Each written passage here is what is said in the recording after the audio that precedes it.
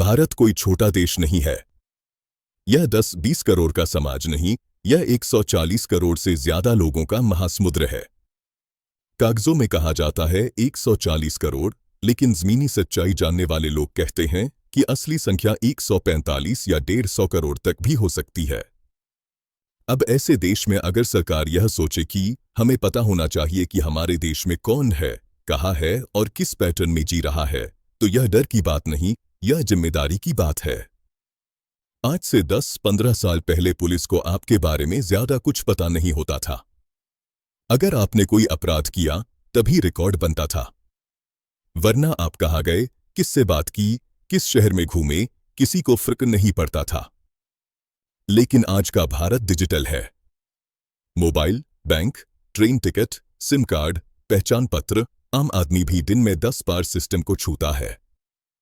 इसी डिजिटल भारत में अब सरकार के पास एक ऐसा इंटेलिजेंस ढांचा है जिसके जरिए लगभग 119 करोड़ लोगों का डिजिटल ट्रेस मौजूद है। मतलब ये लोग किसी न किसी तरह सिस्टम में साफ दिखाई देते हैं। उनका कोई न कोई रिकॉर्ड है, यात्रा का, मोबाइल का, बैंक का, सरकारी दस्तावेज का।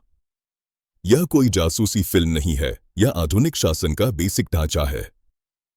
अब सवाल यहीं से उठता है, अगर 119 करोड़ लोग डिजिटल रूप से दिखाई दे रहे हैं तो बाकी लोग कहाँ हैं?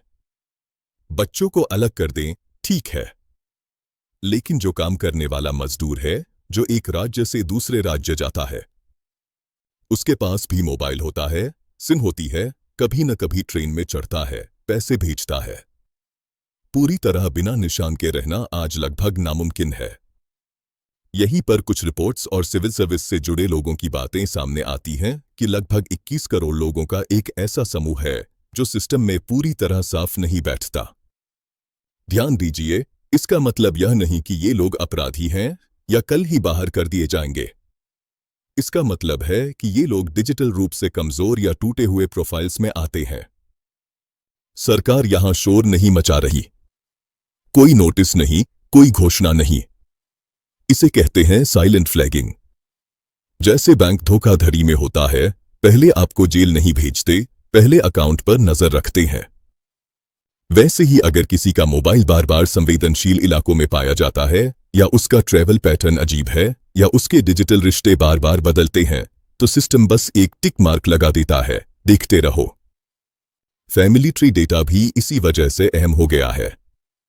अगर एक व्यक्ति की पहचान में बार बार गड़बड़ी है, तो सवाल सिर्फ उसी व्यक्ति पर नहीं रुकता। उसके बाद उसकी चेन देखी जाती है, घर, परिवार, आगे की पीढ़ी। यह सजा नहीं है, यह जांच की दिशा है। जैसे पुलिस पहले पूरे मोहल्ले को देखती है, वैसे ही डिजिटल सिस्टम पूरे नेटवर्क को देखता है। कुछ लोग इसे डरावना बताते हैं, लेकिन जरा दूसरे एंगल से सोचिए। 140-150 करोड़ की आबादी वाले देश में अगर सरकार के पास यह क्षमता न हो कि वह संदिग्ध पैटर्न पहचान सके, तो वही लोग कहेंगे कि सरकार सो रही है। आज अगर सरकार कह रही है कि हमें सब नहीं, सिर्फ संदिग्ध पैटर्न देखने हैं, तो वही बात तानाशाही कहलाने लगती है। यह कोई रातों रात किया गया अभियान नहीं है। यह धीरे धीरे सालों में बना सिस्टम है। पहले डेटा बिखरा हुआ था, अब जुड़ रहा है। पहले सरकार अंधेरे में थी, अब तस्वीर साफ हो रही है।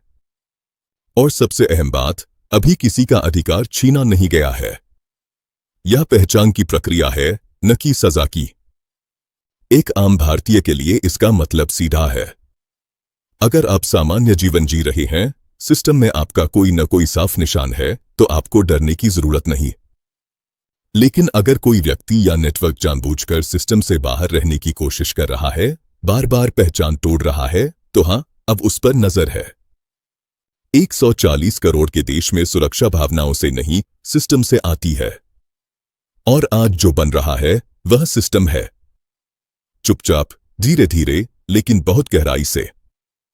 यही वजह है कि कुछ लोग इसे भारत का अगला स्टेप मानते हैं। न शोर, न जल्दबाजी, बस एक सवाल, देश में जो है वो दिखाई दे, और जो दिखाई नहीं देना चाहता उस पर नजर तो रहे। यही असली कहानी है।